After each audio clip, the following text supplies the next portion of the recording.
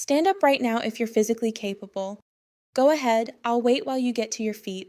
Once you're standing, pause for a moment and truly notice how your body and mind feel in this exact instant. Do you sense any subtle stiffness settling into your joints or lower back, perhaps a heavy, deep fatigue weighing you down? Or that familiar mental fog quietly clouding your thoughts, making everything feel just a bit less sharp?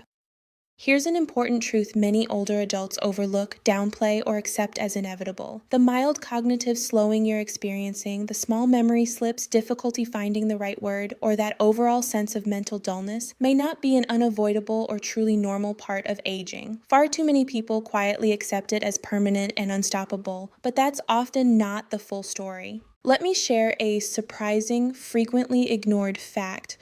The ongoing sleep problems you're dealing with are quietly and steadily eroding the long-term health and sharpness of your brain. The damage accumulates silently, no sudden pain, no loud alarms, usually without you even noticing the gradual harm building over time.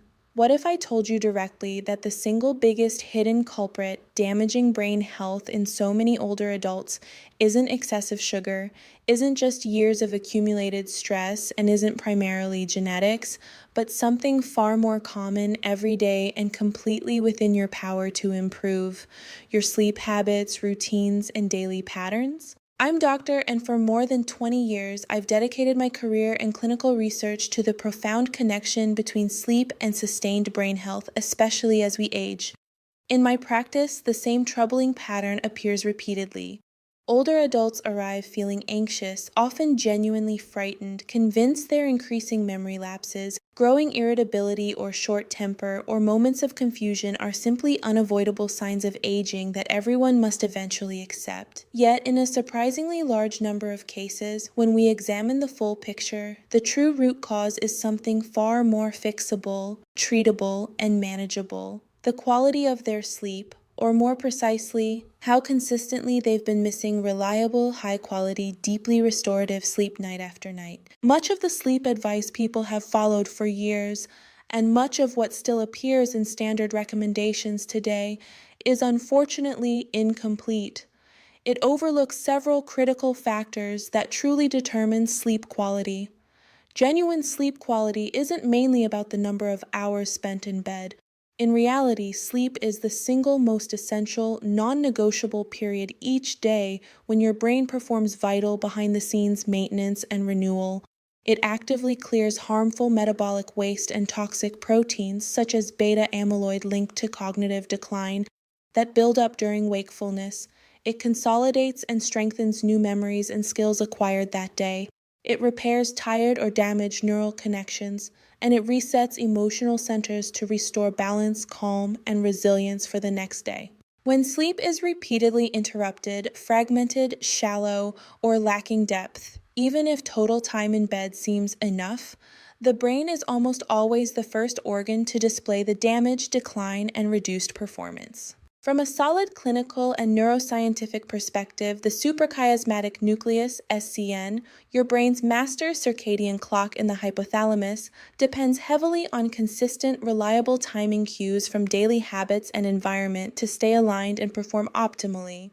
When bedtime varies significantly or lacks regularity, even by an hour or two from night to night, the amount and quality of deep NREM sleep, vital for robust long-term memory consolidation and synaptic pruning, drops, weakens, and becomes disrupted. A comprehensive long-term study from the University of Colorado Boulder tracked 300 adults over 8 years. It found that those with irregular or highly variable sleep schedules experienced a striking 30% faster decline in episodic memory, the kind used for recalling personal events and experiences, and this accelerated decline occurred even when average sleep duration remained similar. Another common habit among seniors is remaining awake in bed for extended periods, anywhere from 20 minutes to an hour or longer, night after night, while dismissing it as no big deal or just occasional. This practice is particularly damaging, insidious, and self-perpetuating. Your brain is an extraordinarily efficient, lifelong learning system that continually forms strong associations between places, behaviors, and mental states. When you repeatedly lie in bed feeling restless, worried, or unable to sleep for weeks or months, your brain gradually links the bed to wakefulness, alertness, rumination, worry, or mild stress, rather than the calm, deep, restorative sleep it should signify. Over time, this negative conditioning results in lighter overall sleep architecture, more frequent brief awakenings and fragmentation, and a significant reduction in slow-wave, deep restorative sleep. Consider a straightforward everyday analogy. It's like repeatedly trying to park your car, but leaving the engine idling in the middle of a noisy, chaotic city intersection instead of carefully pulling into a quiet, protected garage. Your bed should be a peaceful, safe, predictable sanctuary, a true garage, where your mind and body can fully unwind and recharge. But by staying awake and mentally active in it night after night, you unintentionally transform that calm space into something chaotic and overstimulating, like rush hour traffic filled with constant noise and motion. Research from Johns Hopkins University, following 250 adults aged 65 and older over an extended period, revealed that those who regularly spent prolonged time awake in bed had, on average, 42% more disruptive nighttime awakenings and noticeably higher levels of morning anxiety and tension.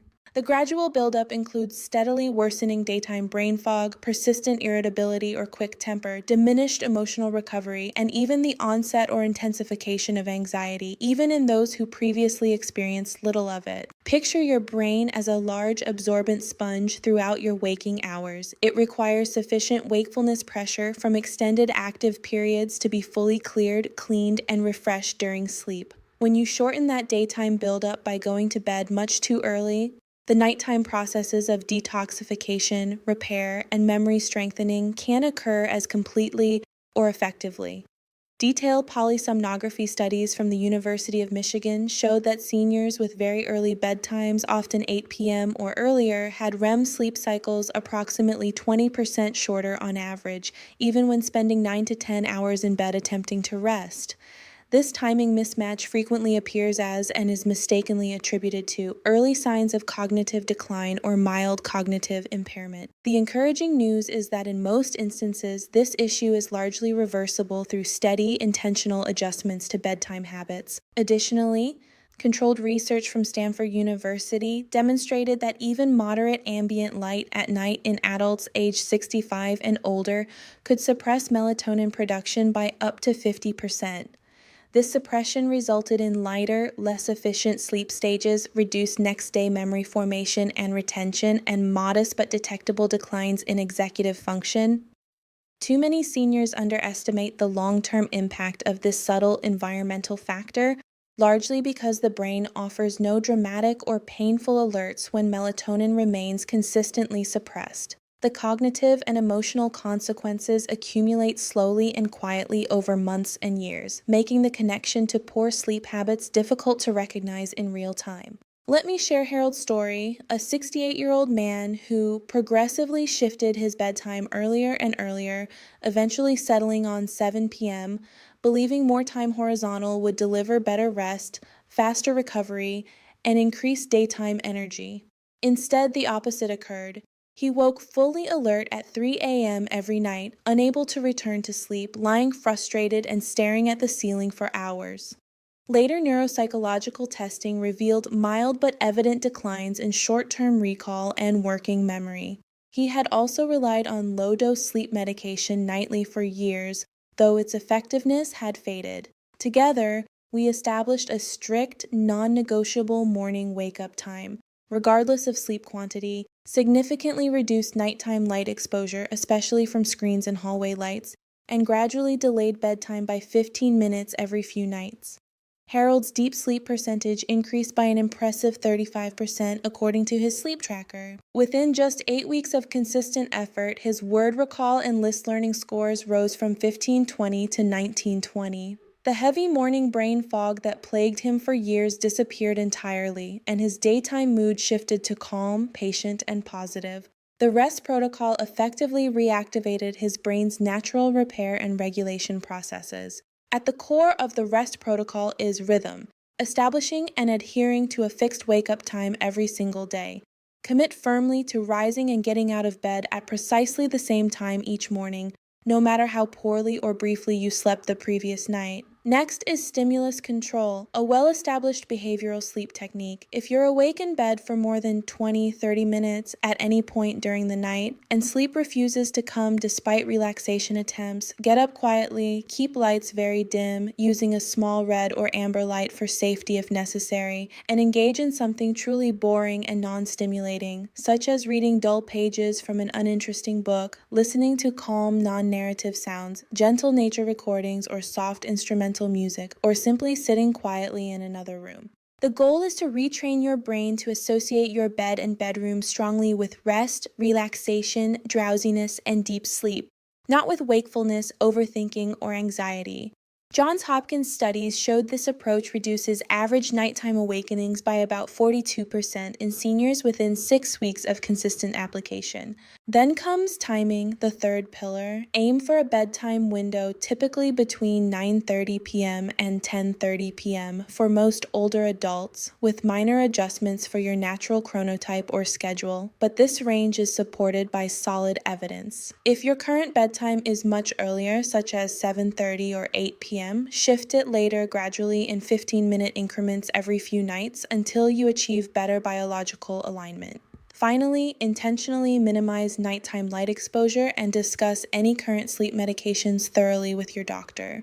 After sunset, use dim, warm, amber, or red lighting at home and avoid blue light screens, phones, tablets, TVs, etc. for at least 1 hour before bed, ideally 90 minutes to 2 hours. Protecting natural melatonin production is crucial for deeper, more restorative sleep and for supporting overnight brain detoxification, memory consolidation, synaptic balance, and emotional reset. Even modest, consistent improvements in light control and screen habits frequently yield surprisingly substantial and enduring benefits in daily brain performance and overall well-being. To be completely clear and responsible, the REST protocol provides safe, evidence-based lifestyle and behavioral strategies to enhance natural sleep quality and support brain health.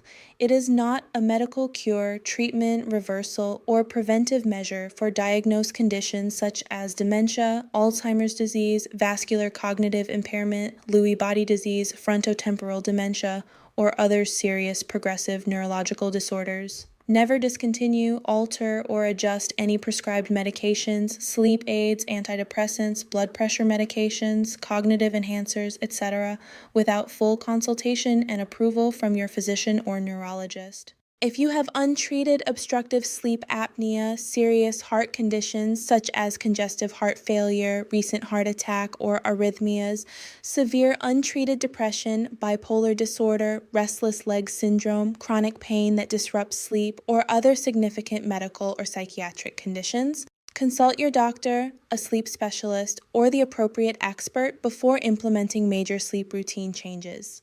The wisest approach is gradual. Begin with a fixed wake-up time, slowly adjust bedtime, then incorporate stimulus control and light management once the foundation feels stable. Gradual shifts allow your body and brain to adapt comfortably and sustainably, far better than sudden, drastic changes.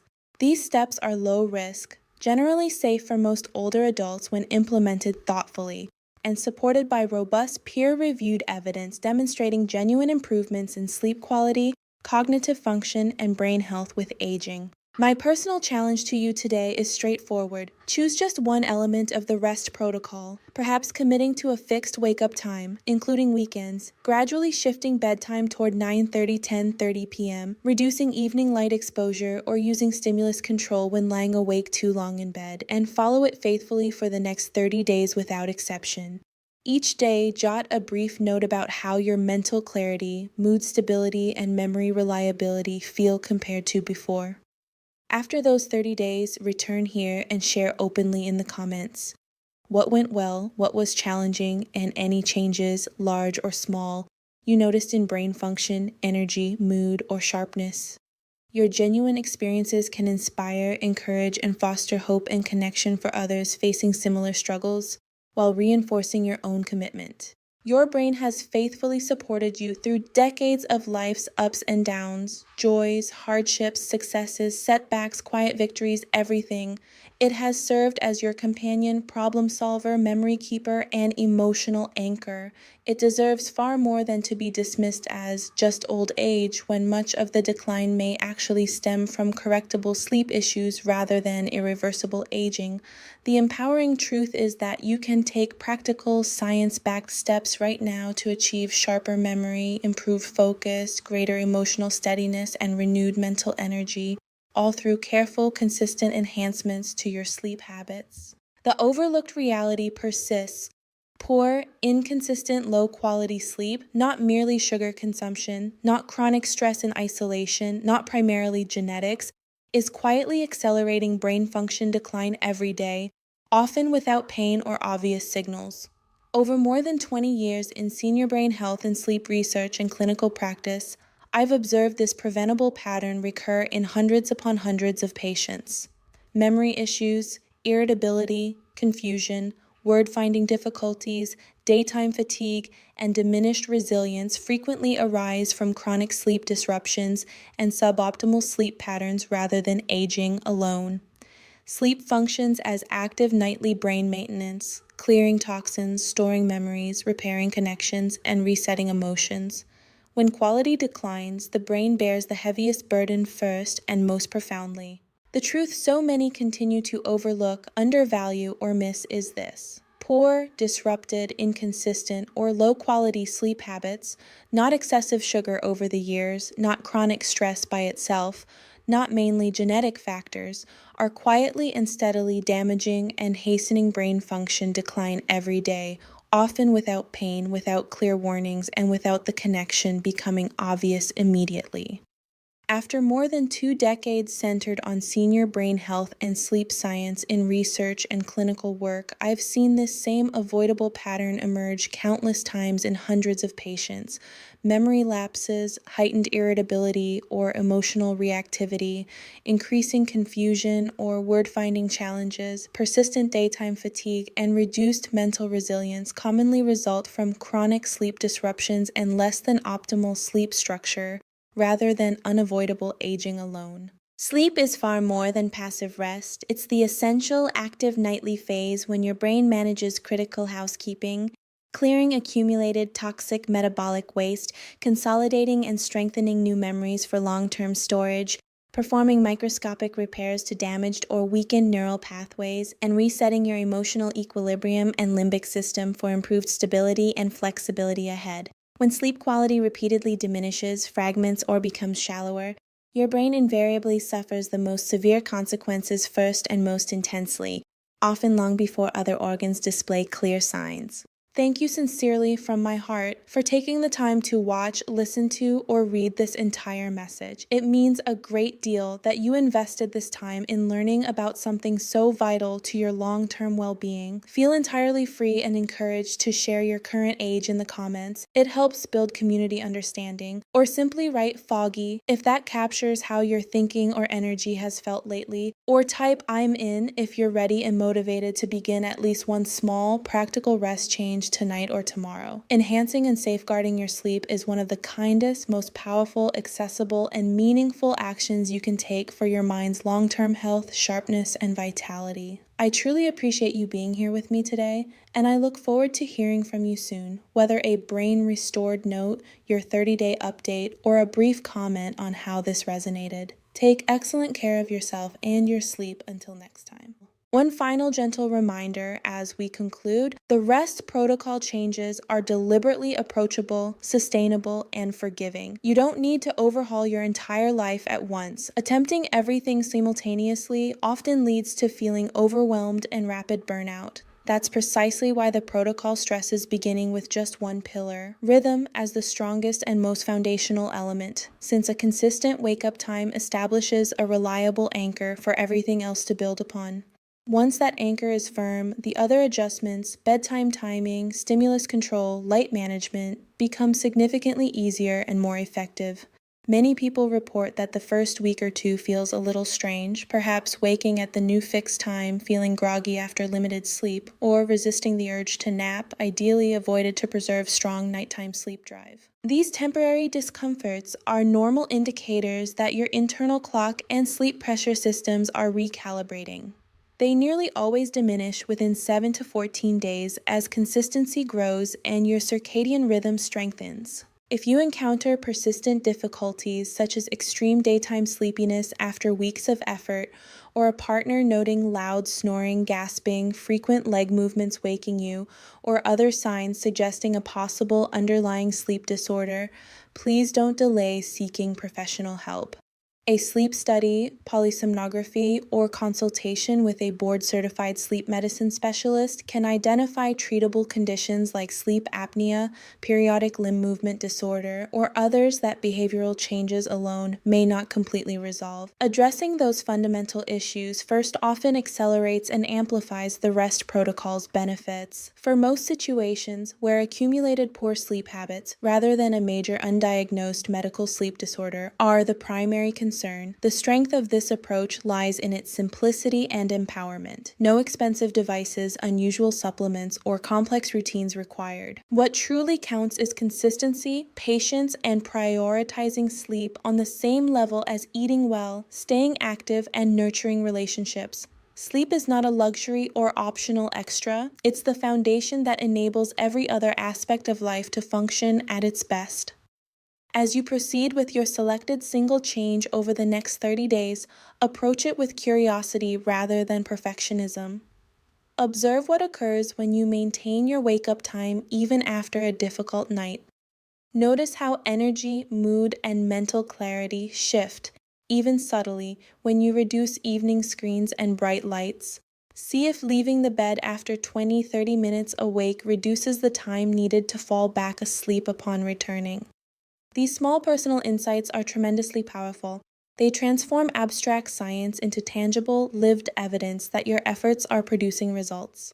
When those 30 days conclude, I sincerely hope you'll return and share your experience. It can be brief and direct. Something like, age 72, started with a fixed 7 a.m. wake up, fog lifting week by week, I'm in. Or, Foggy described me perfectly. After 30 days, no phone past 9 p.m., mornings feel much clearer. Or, tough initially, wanted to stay in bed at 4 a.m., but stimulus control helped, memory already sharper. Your voice matters greatly. Every honest contribution supports someone else reading now, feeling discouraged and questioning whether change is possible at their age. It demonstrates they're not alone, that modest, consistent efforts can yield real progress, and that it's never too late to provide your brain the nightly support it has quietly required. In closing, here's my final thought. Aging itself is not the enemy of a sharp, vibrant mind. Neglecting the brain's most critical nightly recovery process is, by choosing, even in one small way, to prioritize better sleep structure, you're investing in enduring mental clarity, emotional balance, and resilience that enhance every area of your life. You've already completed the most difficult part by reading to the end and opening yourself to the possibility that just getting older may not be the complete explanation. Now the next small step belongs to you.